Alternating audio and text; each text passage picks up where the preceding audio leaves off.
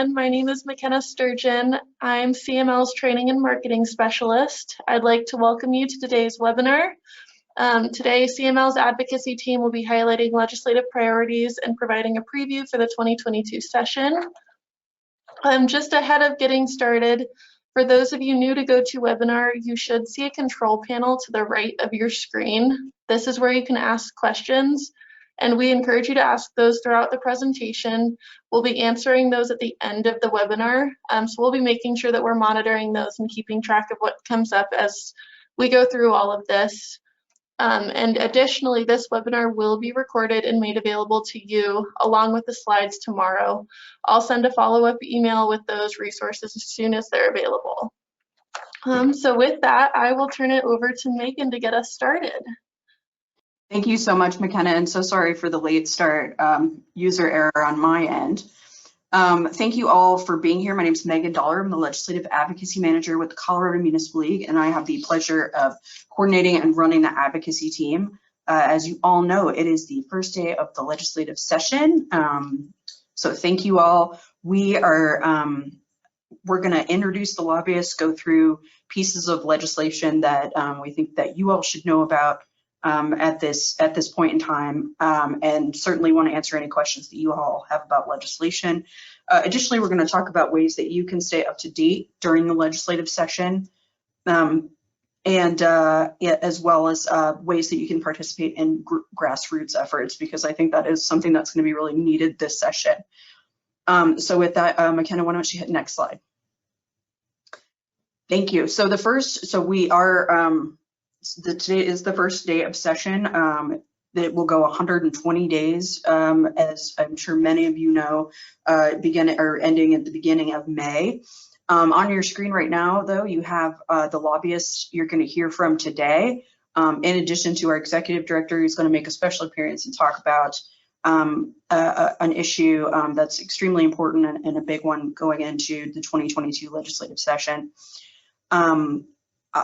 So with that, why don't we go ahead and get started and make sure that we've got a lot to cover today. McKenna, next slide.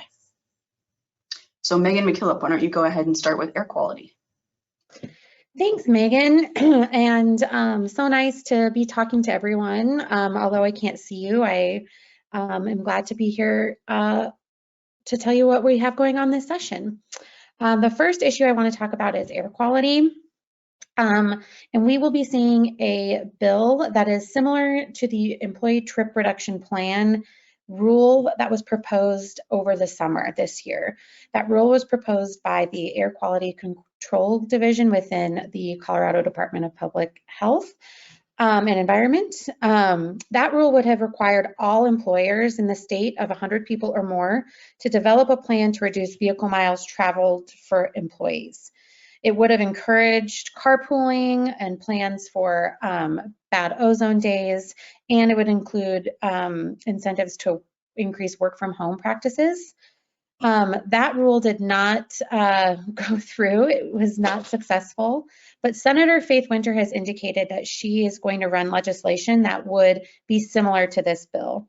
But rather than require employers, it would incentivize employers to develop these employee trip reduction plans.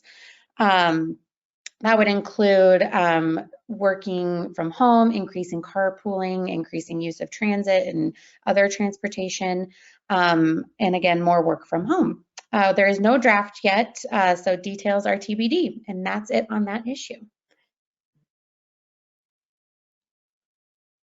And I'll just go ahead and continue on with criminal justice and municipal courts. Megan Dollar and I will kind of be splitting this issue. I'll handle municipal courts, and Megan Dollar will continue in her wonderful advocacy in law enforcement area. The first thing I want to talk about is a bill that would require municipal courts to have mandatory bail hearings within 48 hours. This bill is being brought by Representatives Gonzalez-Gutierrez and Representative Woodrow. It would require municipal courts to hold a bail hearing for a person arrested on a municipal offense within 48 hours. The bill, the way it's currently drafted, would still allow for municipal courts to release offenders on PR bonds when appropriate, and it operates within a compromise that municipal courts and criminal justice advocates made back in 2018. We're working on some details of that legislation, and that bill will be dropping soon, I believe. The next thing I want to talk about is CML initiated legislation to create a text reminder program for municipal courts. This bill was created out of a need, House Bill 21-1314, which repealed the Department of Revenue's discretionary and mandatory authority to cancel, deny, or deny reissuance for a driver's license or a minor driver's license for having an outstanding judgment for a traffic violation, a bench warrant for failing to appear to answer a traffic citation, or an outstanding judgment for failing to present your RTD pass on a bus. In order to retain an enforcement mechanism for municipal courts, CML was successfully amended that bill to create a study group that would study ways that we could enforce these kind of traffic violations. That study group met over the summer and found that the creation of a text reminder program would be beneficial for municipal courts, and we are working on that bill right now. Representatives Herod and Gray have agreed to sponsor that legislation for us. And the last thing I wanted to touch on for municipal courts is a bill that we are aware of that would automatically seal any eligible criminal records that are not included in the Victims' Rights Act, rather than requiring a person to petition the court to seal that record. In the bill, the municipal courts would be prohibited from disseminating records that are eligible for this process after 3 years. So it would limit municipal courts from providing those records or having those records be publicly accessed. That bill is still being drafted and details are still in flux, but that is something that we will be seeing this session. And that's it. I'll hand it over to Megan. Thanks, Megan. So I'll talk a little bit about police. I'm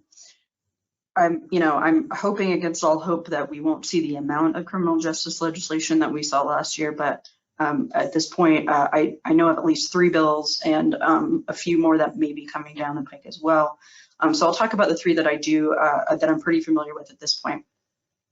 So there is legislation that I expect to be introduced as early as today, the first day of session, that would prohibit certain tactics by police, specifically aiming at any kind of deception against a juvenile or during the interrogation of a juvenile. I'm currently trying to get an idea of where the police chiefs are on this piece of legislation, whether or not there's the ability to potentially put some boundaries on. There's very broad language in the bill right now as to whether, what law enforcement officers can or cannot do when it comes to interrogating a juvenile. And so I expect that hopefully that there will be a stakeholder process on this one, and we'll be able to identify potentially some amendments on it. That being said, I do want to get feedback from our law enforcement to see where they land on it. This will be a bill, and this will give me an opportunity to talk about this. This year, during the legislative session, I have put together a policing subcommittee made of members, both elected and staff from all around the state, to advise me on policing legislation and where CML should, where we should get involved and potentially not be involved in certain processes. So all of these bills, and including anything else that comes in the policing realm, I will be taking through our policing subcommittee, and then of course subsequently the policy committee, then the executive board, or depending on the timing, directly to the CML executive board. So that's very important that I want to acknowledge that as well. Secondly, there is legislation that is currently being brought by Mental Health Colorado. That's a substantial bill, about 120 pages, that creates a number of different processes for law enforcement when they intervene when someone is in a mental or behavioral health crisis. There's a lot in the bill. Probably the key things that I think from a staff perspective at CML, the biggest concern is the bill does create a number of rights for individuals that are either taken into custody or jailed as a result of these crises, or as a result of interaction with the law enforcement. And tied to those rights, should they, quote, be violated, there is a private right of action. We've seen that a lot in policing legislation over the past couple of years. And as many of you know, the qualified immunity was removed in Senate Bill 217 a couple of years ago. And this is sort of a continuation of additional liability on municipalities. So that's something that I think from the staff perspective strikes me as concerning, and want to make sure to get that on your radar. But it will be a little bit before that bill is introduced, and CML is still providing feedback. And then finally, I think many of you are familiar with Senate Bills 62. That one was called the Jail Depopulation Bill. And then you had Senate Bill 273 that had to do with pretrial reform. Last year, CML, along with the chiefs of police and other law enforcement, the sheriffs, the boots on the ground police, were opposed to both of those pieces of legislation. Ultimately, they did not make it through the process. What we're seeing this year, or at least what one of the House sponsors from 273, Senate Bill 273 last year, is looking at continuing the discussion on pretrial reform, but starting from a very different place. Specifically, a piece of legislation that was Senate Bill 19, I believe 161, that ultimately did not make it through the process. But that bill was a result of a lot of collaboration within what's called the Colorado Criminal and Juvenile Justice Commission. And it's also known as CCJJ. CML has representation on that commission, as well as a number of law enforcement agencies, DAs, sheriffs, police chiefs, you name it. And so a couple of years ago, there was a significant effort among all the stakeholders to look at pretrial reform. And there was an agreed upon bill that actually went through the process, ultimately did not fail, I believe, due to fiscal issues. But I think that is the place that the bill sponsors are going to start from this year, which I think from a staff perspective is a much more reasonable starting place for this conversation. That being said, again, this will go through our policing subcommittee, and I will certainly be taking note on on feedback law enforcement provides as well as we move through the process. So with that, next slide, McKenna. All right, thank you. So I'm going to talk about elections. The first bill that I want to talk about is election official protection.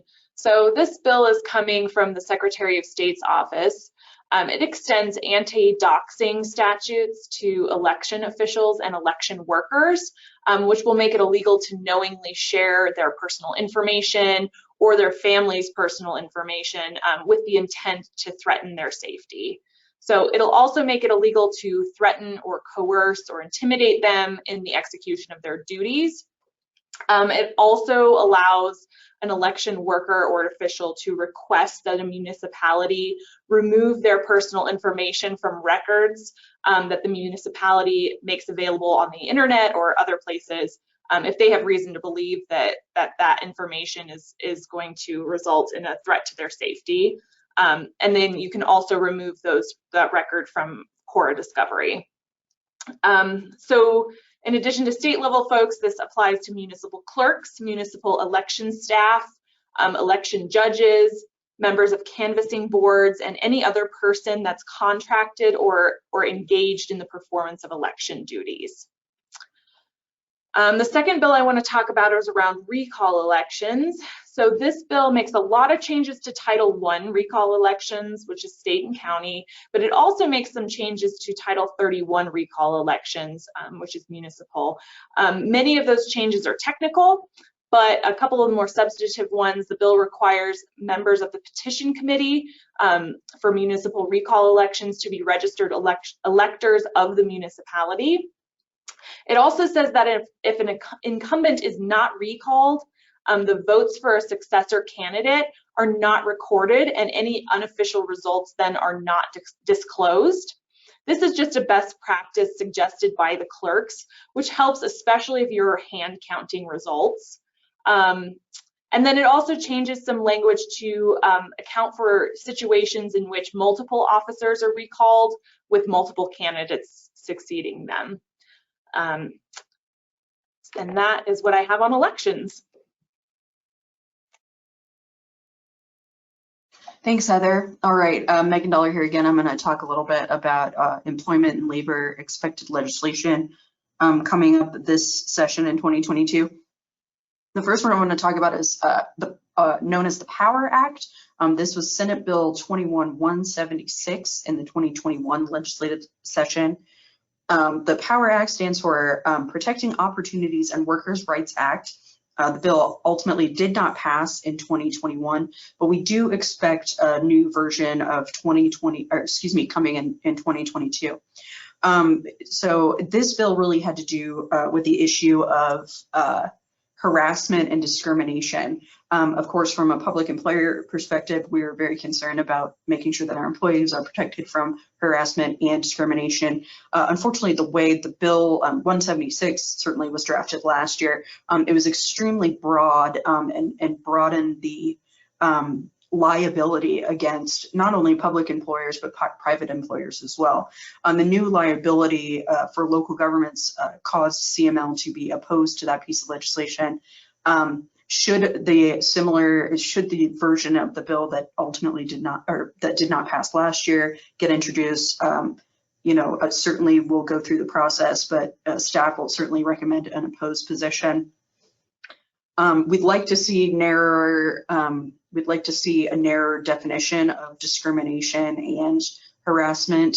We'd like to see it applied to only certain employees. Specifically, the bill at one point last year applied to independent contractors. That was a huge concern for municipalities since we often use them. And frankly, we would like to see the liability reined in a bit as well. So certainly a lot of work that's coming this year, but we are prepared to certainly provide amendments to the proponents. The next one I'm going to talk about is a really large bill for Colorado's municipalities. There was a bill initially, the proponents, I believe, intended to bring it last year. It was ultimately not introduced in the 2021 legislative session. But I think certainly, if not very early in the session, we'll see it. We'll see it at least in the first half. So what the legislation does a lot. I'll keep it high level. We have seen a draft of the bill. CML has taken a position of opposed on the legislation. What it does is purports to confer collective bargaining rights to all employees of municipalities.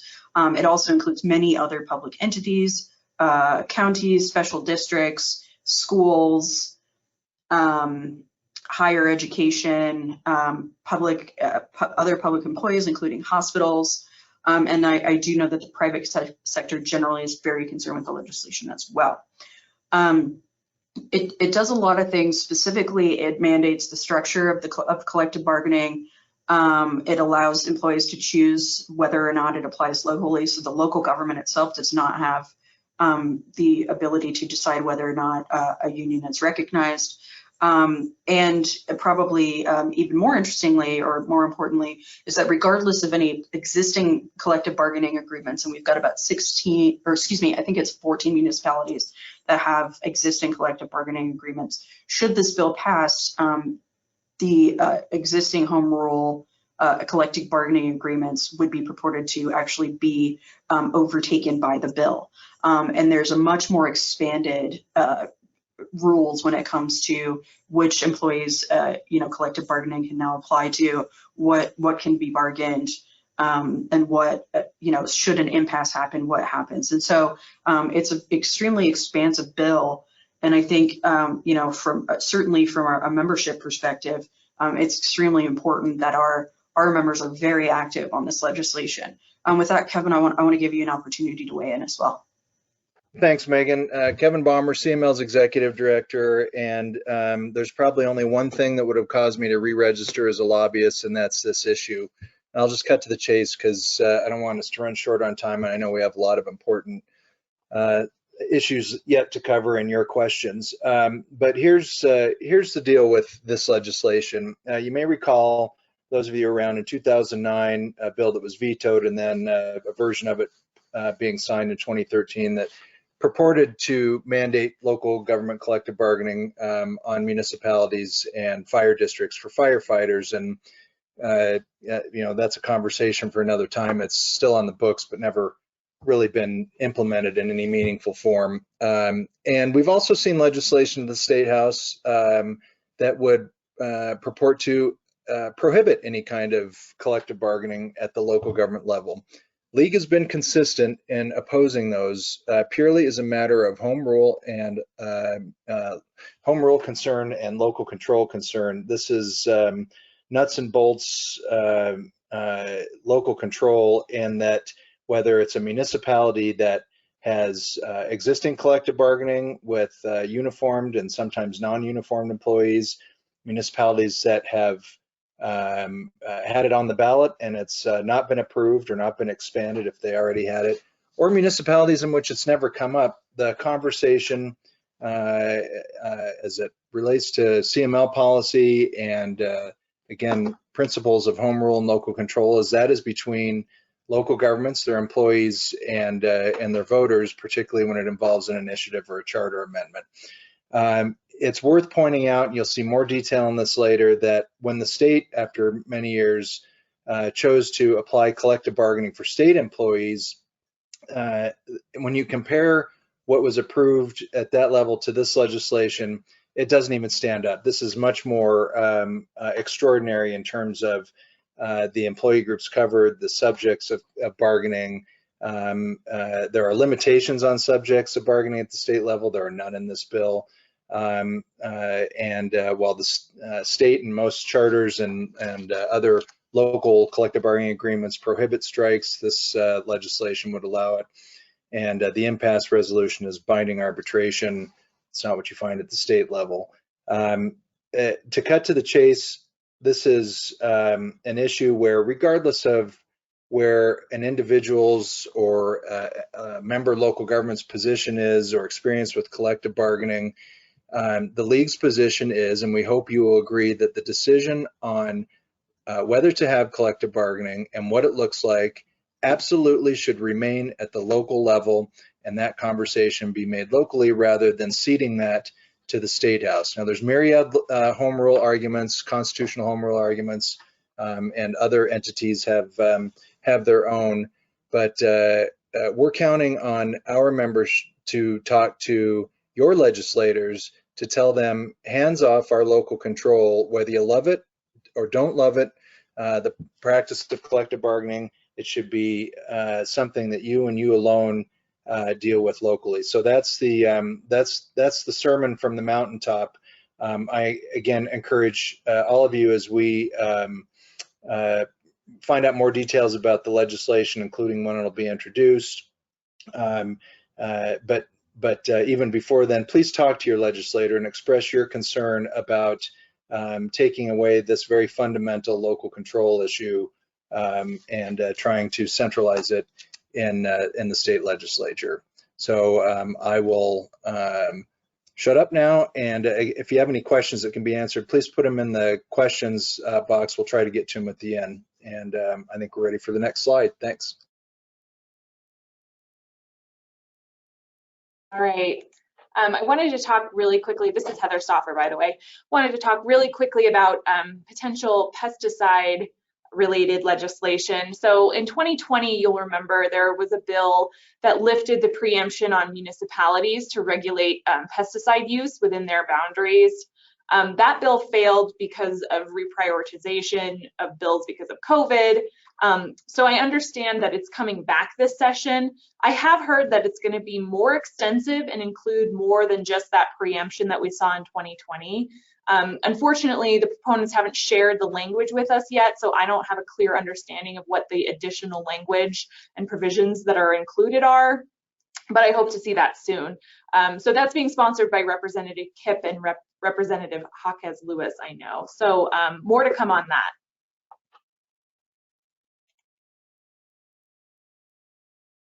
Hi, this is Jacqueline Turway. I'm the newest member of the Legislative and Policy Advocate team, so it's nice to meet you guys virtually. I hope to meet you all in person at some point. So let's talk about gaming. This year we did do the Division of Gaming Sunset Bill. So the recommendations from the Sunset Review were to extend the regulation of sports betting by the Division of Gaming for 5 years until 2027 and continue the Division of Gaming for 11 years until 2033. Allow the commission to delegate licensing tasks it believes necessary to the division, change the age that someone can work in a Colorado casino from 21 years down to 18 years old, amend the Fantasy Contest Act to use the Department of Revenue's Hearings Division to conduct those hearings, repeal the mandatory fingerprint criminal history records check for internationally based internet sports betting personnel, and then make the sports betting payoff subject to the Gambling Payment Intercept Act. In addition to those ideas coming from the Sunset Review process, which we have not yet seen the bill draft language, there have been a few other ideas floated by other stakeholders, including allowing the division to regulate the illegal video arcade machines. They're looking at language from other states for this concept so that it would be the division coming in to regulate them as opposed to the municipalities. And then also looking at possibly sweeping the top of the Hold Harmless Fund created in the sports betting law to be used for the Problem Gambling Fund.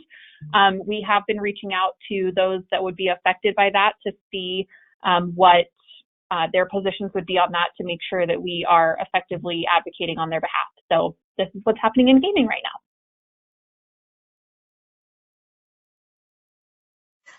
Thanks, Jacqueline. And I should have mentioned earlier, Jacqueline is our newest legislative and policy advocate. She comes from us from the utilities world, the electric utilities world, and she has been on the job for a whole week at this point, and we're really happy to have her. So welcome, Jacqueline. I should have mentioned that earlier in the presentation. So let's talk about housing. I'm going to first talk about some mobile home park legislation, specifically what are some priorities based on discussions that happened via our policy committee and then and thusly approved by the CML executive board. Generally, housing is a big concern among CML's leadership. It is the president's CML executive board president's initiative this year. And something that will take a front seat in a lot of the things we do legislatively.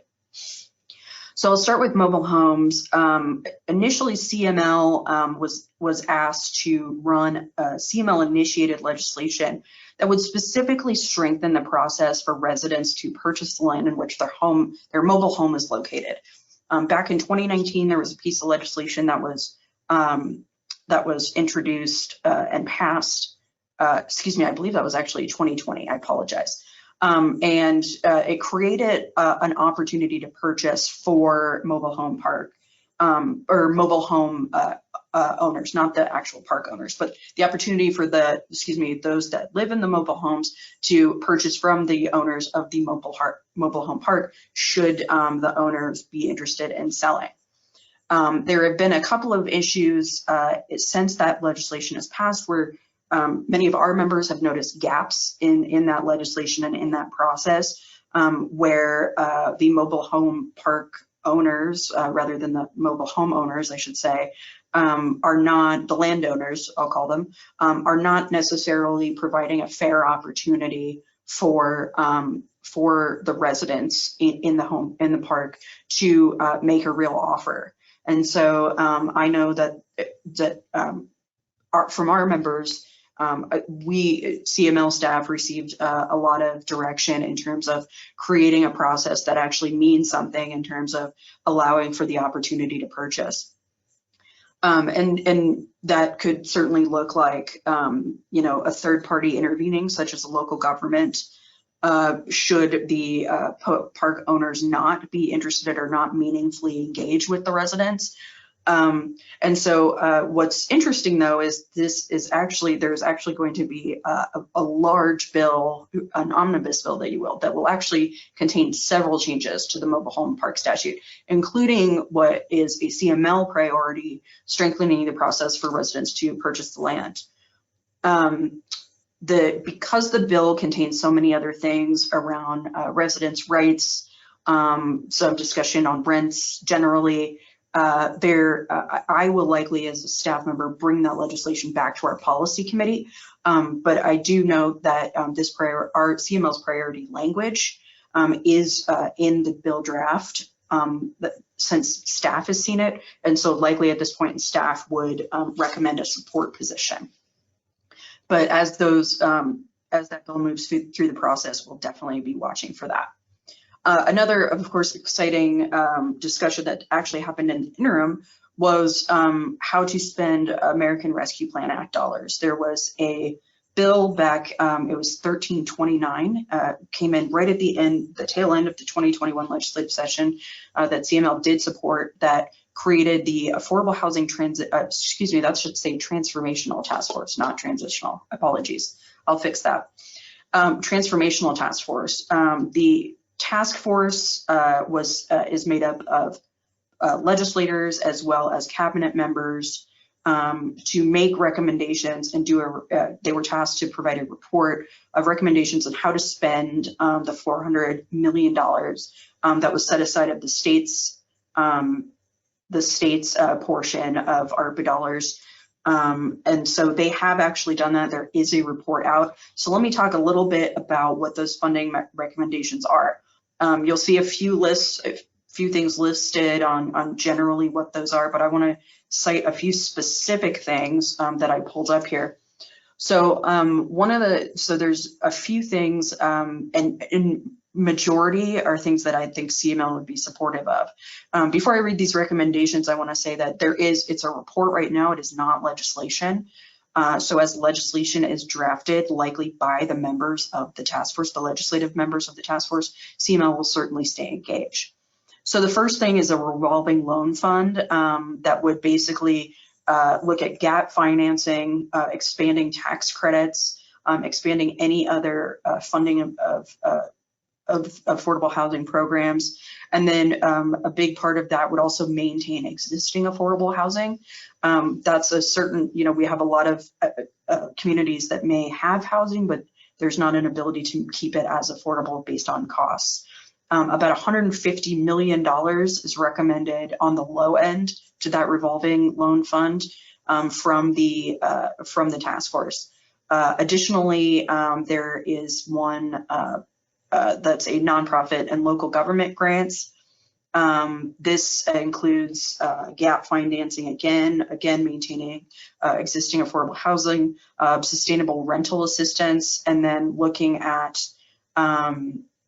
potentially tying some of that with a bill that passed last year, House Bill 21-1271, and looking at incentivizing local governments to look at other land use options in order to create more affordable housing. So per the recommendations, that's generally, that's about $150 million as well. There is some funding going towards land banking, about $35 million.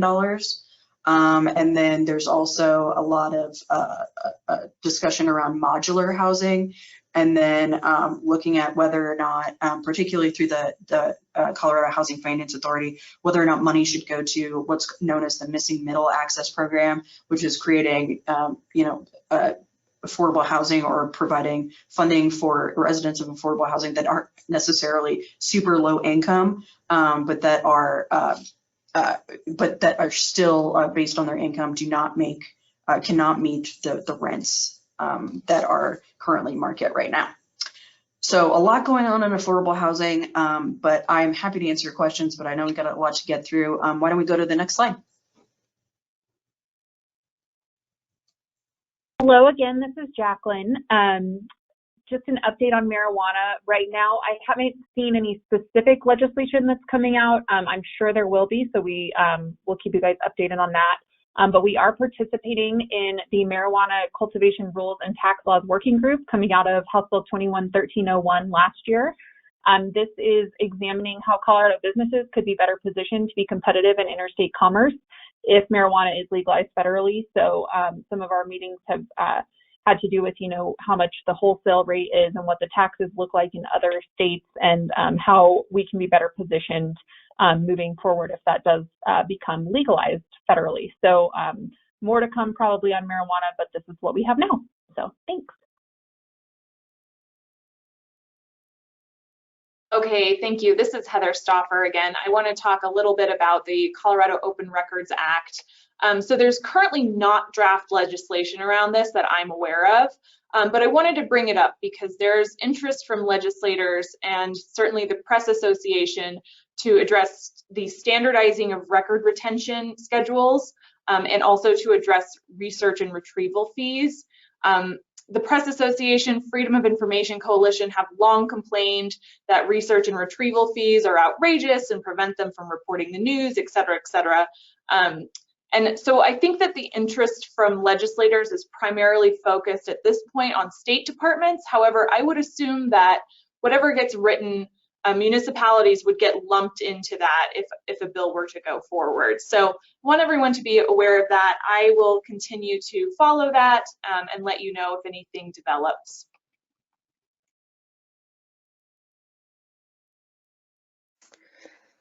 This is Megan McKillop again here. This bill was approved by our policy committee, and it would allow public entities to use credit unions. Currently, credit unions are not able to accept funds from a public entity because the Public Deposit Protection Act restricts eligible depositing to banks insured by the FDIC. This bill would modify current law to allow credit unions to adopt deposits of public funds if they have a similar federal insurance protection. This would allow public entities to have another option for banking and financing, and it would enhance our flexibility to finance public projects. And it would apply to municipalities as well. And that's all I have on that. So we can move on to the next slide. All right, really quickly on pensions, back in 2018, there it is, Senate Bill 18200. There was legislation that required a transfer of $200 million from the general fund to the Public Employees Retirement Association, also known as PARAP, which we have about 27 members that are members of that. Due to the pandemic, that transfer was not made in 2020 when it should have been. And so there will be legislation to make that transfer that CML is supporting that. Additionally, in addition to adding that transfer, adding on any other additional funds and interest as well to cover that. Also, another piece of legislation that CML is supporting, which is coming from the Fire and Police Pension Association, also known as FPPA, would transfer $33 million to the FPPA Death and Disability Fund. This specifically, this has to do with individuals certainly that are hurt or killed on a public safety job. This fund funds those benefits. The legislature stopped putting funding into it back in the 90s, I believe it was, because at the time the market was creating more funding and the fund was in good health.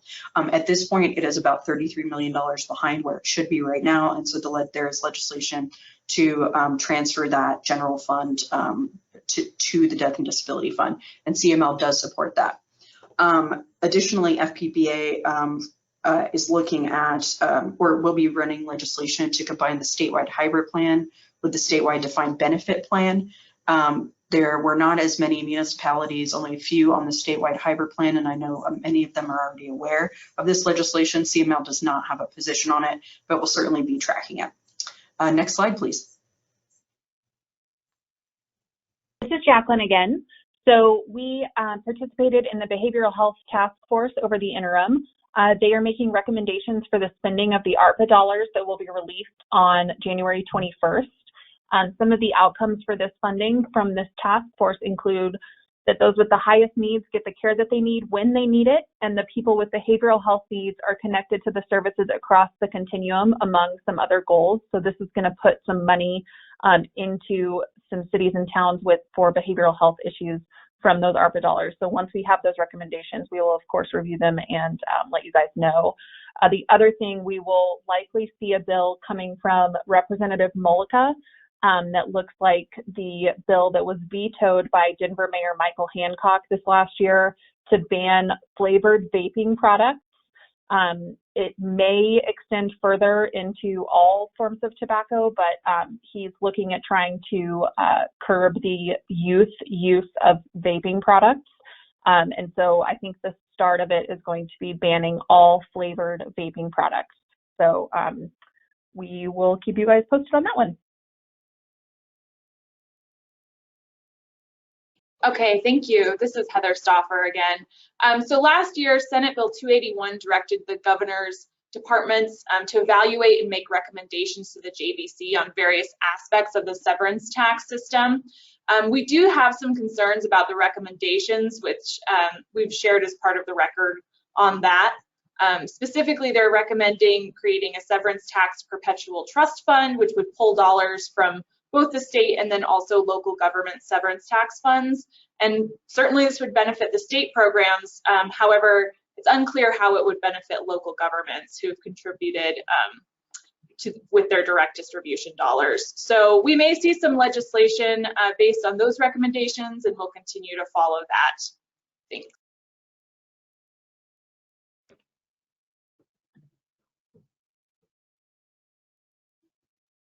All right, I'm going to get this slide started. Megan Dollar here, talking about energy codes. I do cover building codes.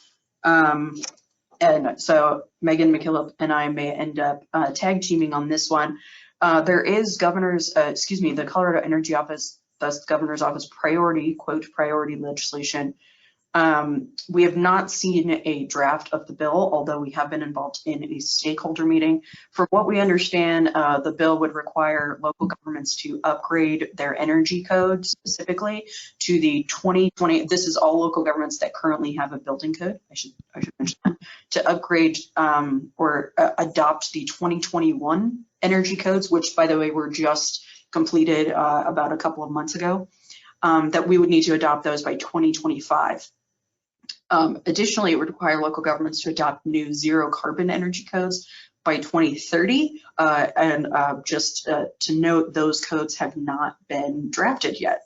Those will be a long time from there, and certainly any updates to the International Energy Code will take some time as well. CML in the past, and that would certainly be staff's recommendation, has opposed mandates on local governments updating any building code.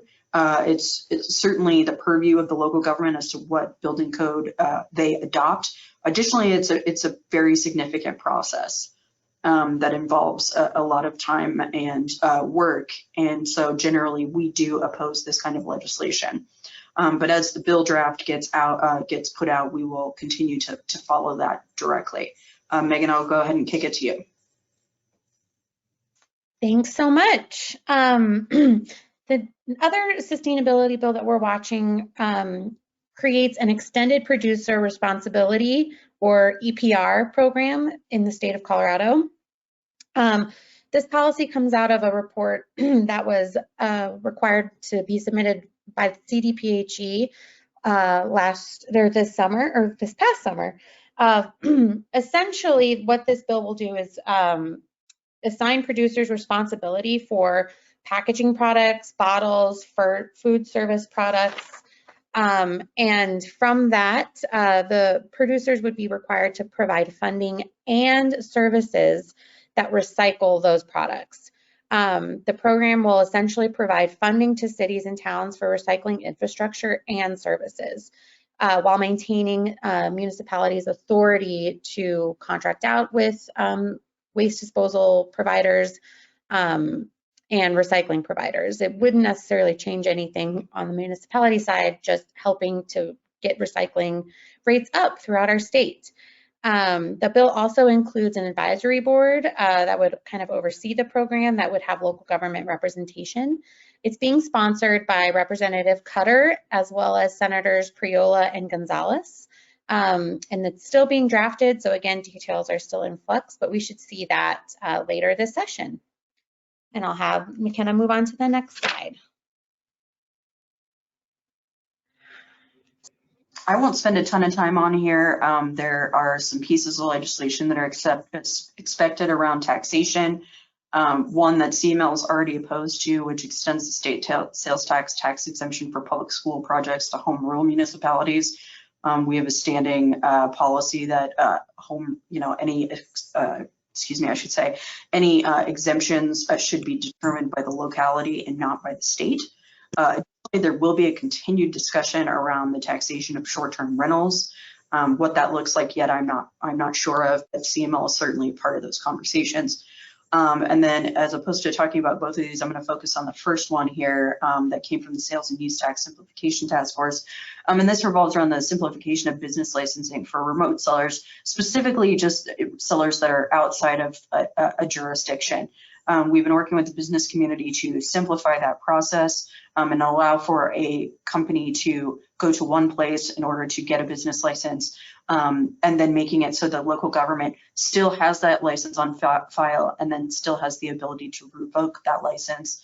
I should say business or sales tax license, should the company not meet the needs of what that municipality has set in order to stay licensed. We are continuously working on that bill, and we expect that to be introduced fairly quickly as well. Next slide. Okay, I think we're rounding out our presentation here, and with transportation. The biggest issue that CML has flagged right now is the bill that was approved by TLRC, this interim, and for all of you that don't know what that acronym is, it's the Transportation Legislation Review Committee. This bill would create a statewide safety stop for cyclists, and it would supersede any conflicting local ordinance that a city has passed. Right now, cities are able to pass ordinances that allow cyclists to roll through stop signs and intersections, commonly known as a safety stop, and this would make that mandatory statewide. So CML will be opposing that legislation this session. And one other thing I wanted to briefly discuss, something that came up this week, is Governor Polis's supplemental budget proposal related to transportation. He is proposing to delay the implementation of the road usage fee by 6 months. And as some of you probably remember, Senate Bill 260 passed last session, and that included several fees that would go directly towards transportation funding. And the increase of the road usage fee was going to go straight to city's highway user tax fund. And Governor Polis is proposing to delay that fee while attempting to keep whole the HUTF funds for cities and counties with $28 million in general fund revenue. He's also, in that bill, the faster fees were also temporarily reduced, and Governor Polis is proposing that those reductions stay intact through 2023, again, using general fund dollars to backfill that revenue. One other thing that he has proposed is an allocation of $100 million for matching funds to be used to apply for federal grants under the bipartisan Federal Infrastructure and Investment and Jobs Act, the big infrastructure bill that just passed. There's a ton of grant opportunities for local governments and for the state, and I think this would really benefit local governments and allow us to take advantage of those grant opportunities that are outlined in those bills. And I think that's it for me.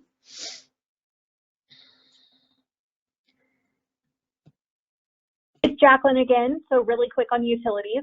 We are doing some CML initiated legislation. So this was brought to us from one of our members and has gone through the policy process over the last couple of months, but we are initiating some legislation regarding the competitive bidding process and the undergrounding of utilities.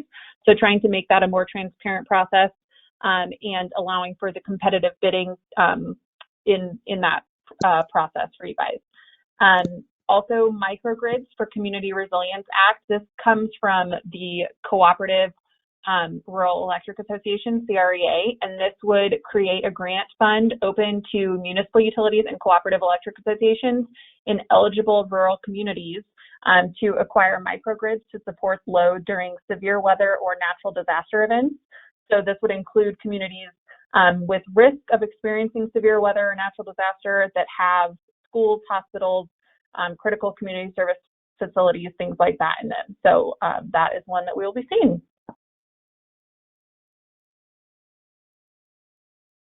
All right, briefly, a couple of water-related bills. Recreational in-channel values reach. This is just a concept right now. There's no actual language. But essentially what this would do would allow municipalities to temporarily purchase or lease water to be delivered to a certain segment of stream to be used specifically for recreation purposes. So if someone has a white water rafting festival, they can acquire flows to a certain stream segment to ensure that there's enough for that festival, is one example. So again, haven't seen language on it. Still a lot to be worked out, I think, but I'll continue to follow that. The other bill I wanted to talk about is grant funding for turf removal programs. Again, I haven't seen language on this. However, it would create a grant program to for municipalities who want to create or expand a turf removal program. So I've been in contact with the proponents of that bill and given them feedback on how municipalities currently go about that. Next slide. A couple bills on wildfire. Obviously, wildfire, again, this year is going to be a big topic. Wildfire incentives for local governments. This essentially creates a matching grant for municipalities who have a dedicated revenue source for mitigation activities. There are currently very few that have this, but it's to incentivize local governments to enact this type of local revenue stream, which can be mostly sales tax. I did provide some feedback to them. They are going to broaden that dedicated revenue stream requirement to include other dollars, which is great. So CML is supporting this bill currently. The second bill, resources for volunteer firefighters, another bill that CML is supporting. It allows fire departments that are primarily staffed by volunteers to access specific state cash funds for suppression activities. So we are supporting that as it'll help a lot of municipalities with primarily volunteer firefighting folks. The other bill I wanted to talk about was assistance to landowner wildfire mitigation. This is a Wildfire Matters Review Committee bill, and beginning in 2024, the bill provides grants to municipalities, among others, who want to do outreach to landowners in high wildfire hazard areas. We haven't yet taken a position on this bill, but we will bring this to our policy committee to ask for a support position on that. The very last thing I wanted to talk about was statewide minimum building codes. This is a big topic. It's something that comes up over and over again. The state is always very interested in creating a statewide minimum building code specifically to try to address wildfire damage.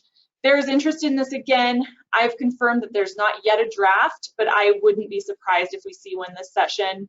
CML has always opposed this idea based on the fact that local governments are in the best possible position to evaluate and decide which building codes are most effective for their communities rather than the state. So we'll see what comes out of that, and I will continue to follow that issue. And that's it for me. Thanks. All right, let's go to the next slide here. I'll just really quickly talk about how we keep you informed. I think many of you are familiar with the State House report. You can sign up for that on CML's website if you do not currently get it.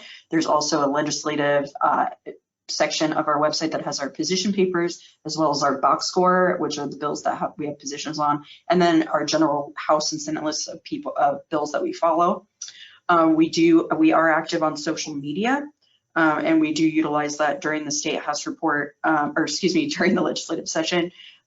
Certainly any pertinent information will go in the newsletter.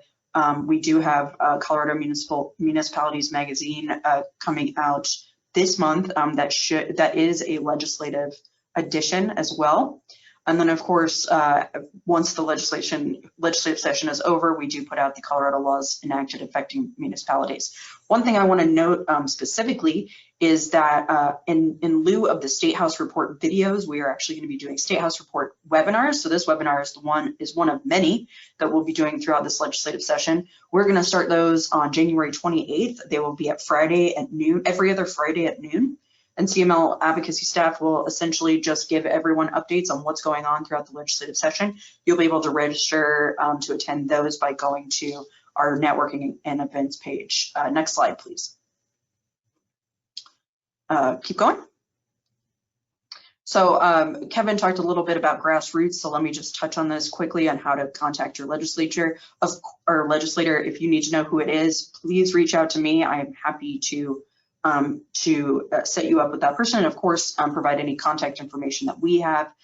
We of course I think probably in a virtual nature more likely given the events right now that we're in, but certainly in person, inviting your legislator to view what's going on in your community, it's always really helpful. But of course they do have email and phone, and particularly often on their cell phone they can be very responsive, and of course the CML lobbyists are here to guide you in that. Next slide. So when you do talk to your legislator, I think it's certainly specific to anything specific to you and your municipality. Please feel free to refer to CML's positions, and of course CML staff are always putting together position papers. We are working on talking points. We are happy to provide you all the information you need. If you're not sure which lobbyist to talk to, please feel free to talk to me, Megan Dollar, MDOLLAR at CML.org. And of course, let them know specifically that you would appreciate their vote either for or against a piece of legislation. Next slide. Just finally, I want to hit on the fact that we have CML's annual legislative workshop on February 17th, 2022. That is currently slated to be in person at History Colorado. There's more information on CML.org. I do want to let you all know, though, that we are certainly watching as Omicron is moving through in January and into February, what that looks like, and look for updates on whether or not that ends up changing location or setup, and we'll certainly keep our members posted as well. Next slide. All right, with that, I'll go ahead. I apologize, we ran about 10 minutes over, but we'll leave a few minutes just to answer any questions that you all have. And of course, feel free to always email us directly. Our emails are at the beginning of this slide deck. This slide deck will be available on our website in addition to the webinar as well. So you should be able to go back and reference that. McKenna, are there any questions? Yes, there are a couple of questions. So I'll just start firing off. So question number 1 asks, in 2021, House Bill 1315 was passed, which eliminated certain monetary amounts in the juvenile justice system. Are you aware of any similar legislation that would eliminate juvenile fees and surcharges in municipal courts?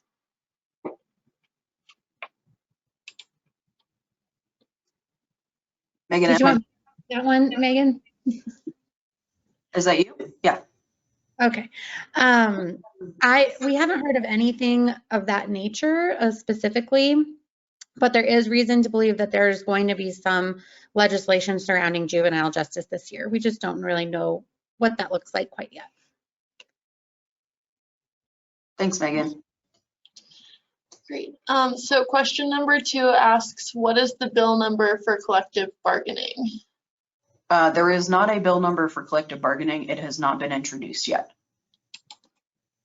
And let me just piggyback on that, just based on, and this could change at any moment. We don't expect it to be introduced right away, as there's still discussions going on, not that we're part of, but we know that are occurring. So could be something that happens, into February, but we'll just have to stay tuned. Thank you.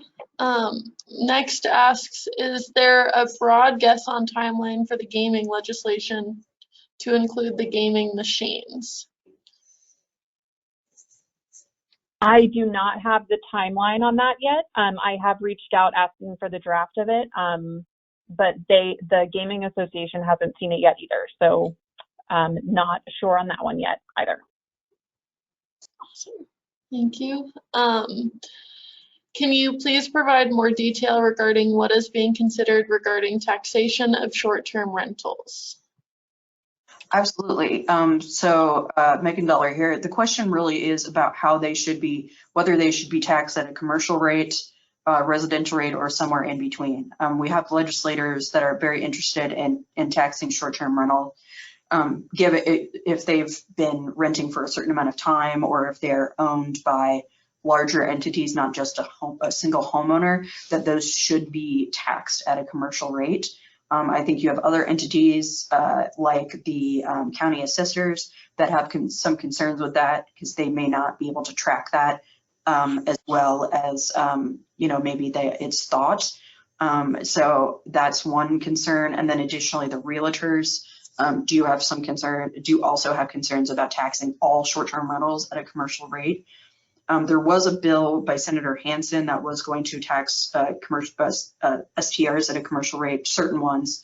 That ultimately failed in the Tax Oversight Committee. I believe he will bring legislation again, but I'm not sure what that looks like, because I know that there are efforts to essentially meet in the middle. As legislation is drafted, I will certainly keep our members abreast of what's going on and what that legislation includes, and will likely take that back through our policy decision process to potentially get a position on it. I hope that answers your question. Awesome. Thank you. Where can we find the report from the Affordable Housing Transformational Task Force? Okay, great question. I can answer that for you.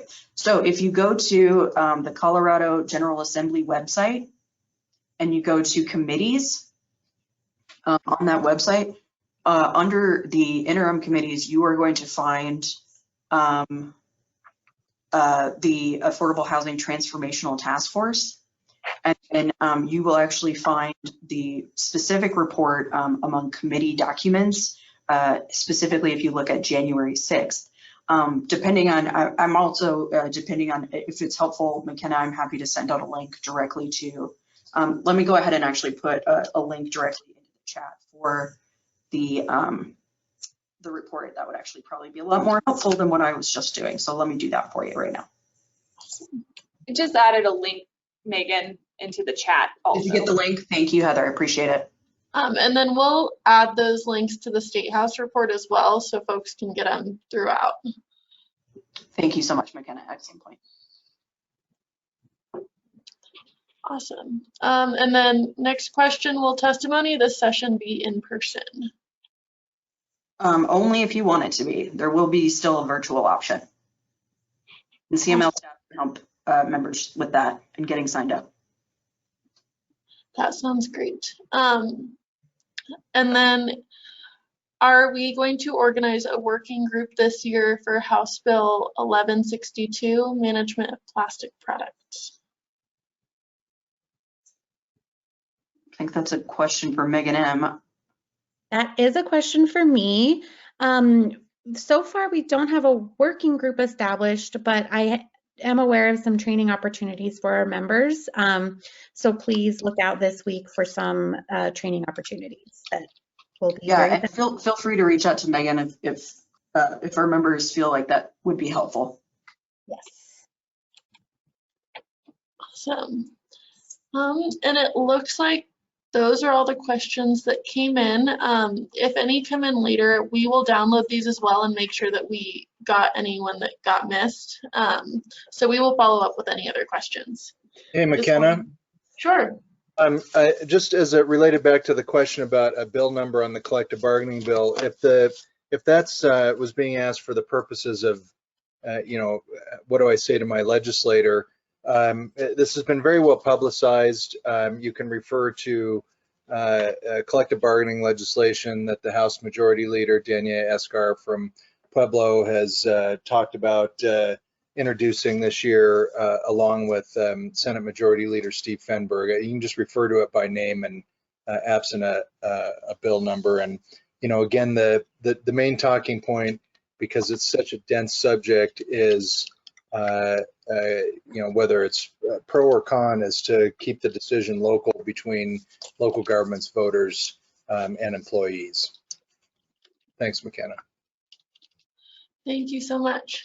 That's really good to know. Well, thank you everyone for attending. We really appreciate your time. As I mentioned at the beginning of the webinar, we will have this recording available online, and we will also have the slide deck available. So you will receive a follow-up email from me tomorrow with links to all of this information. And we'll include any other important links as well. So keep an eye out for that, and please feel free to respond to me if you have any questions. I'm happy to either put you in touch with the person who can answer it or try to help you get that answered as well. So really appreciate everyone's time today, and I hope you have a wonderful day. Thank you. Thank you.